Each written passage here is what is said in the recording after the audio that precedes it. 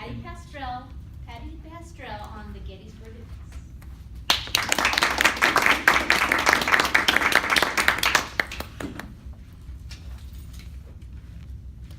In July of 1863 was the Battle of Gettysburg. This battle lasted over 3 days. It was deemed the bloodiest battle of the American Civil War. Over 8,000 men died over those 3 days. This was also one of the major turning points for the Union. The problem they had, however, was how do you quickly bury 8,000 people? They were buried shallow graves, but in the meantime, there was difficulties. The city was having problems with this issue. And they got together some extra money and they decided they needed to dedicate a new cemetery to properly rebury all of these men that passed away that day, those 3 days. They decided they were going to call it Soldiers National Cemetery. And for an epic event such as this, they always had at the time an orator who spoke at this momentous situation that they were working on. They had actually invited Edward Everett to be the speaker that day. This happened approximately 4 months in November of 1863 after this great battle and the problems that they had with all of the burial situation. They also, as kind of an afterthought, invited Abraham Lincoln to speak that day. He was more or less thought of, gee, just kind of the, when you have a dedication, that person that cuts the ribbon. He was not the major person in this dedication. Well, Everett spoke to the group of people that were there that day for over 2 hours. And finally, it came time for Abraham Lincoln to come up and read his speech. And they say his speech was actually put together on his trip to Gettysburg on the back of an eagle. His speech was very short and to the point.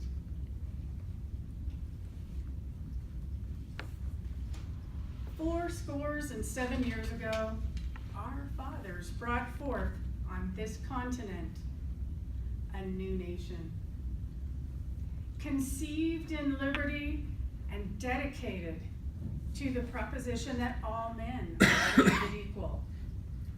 Now that we are engaged in a great civil war, testing whether this nation, or any nation, so conceived and so dedicated, can long endure. We are met on this great battlefield of war. We have come to dedicate a portion of that field as a final resting place for those who gave their lives that the nation might live. It is altogether fitting and proper that we should do this.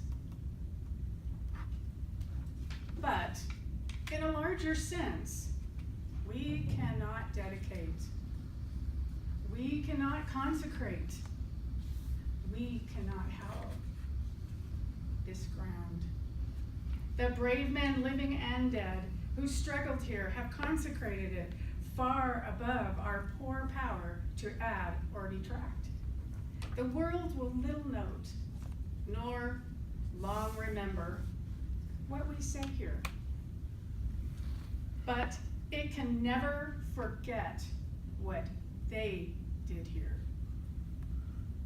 It is for us the living, rather to be dedicated here to the unfinished work which they who fought here have thus so nobly advanced.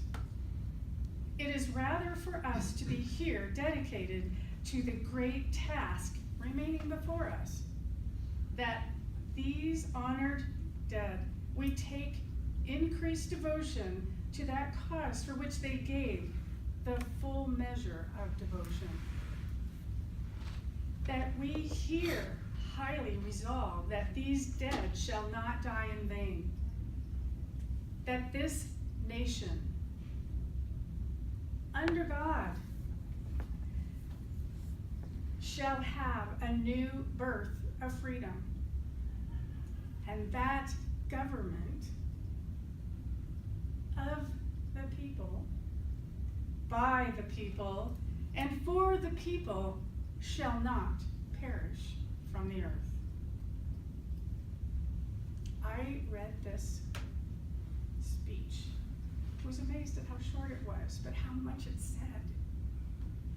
How can someone give to us such an empowering speech in so little words?